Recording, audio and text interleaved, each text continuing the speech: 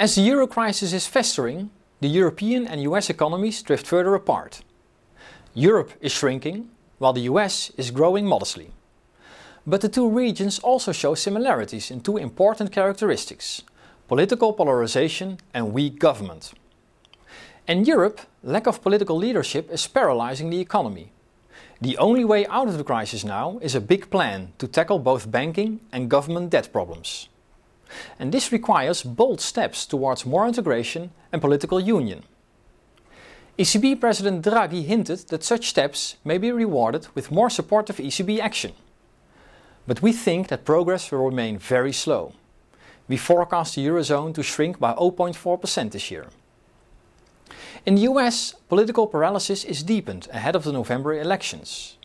Without congressional action, several temporary tax cuts expire next year. Tax rates will revert to pre-Bush era levels.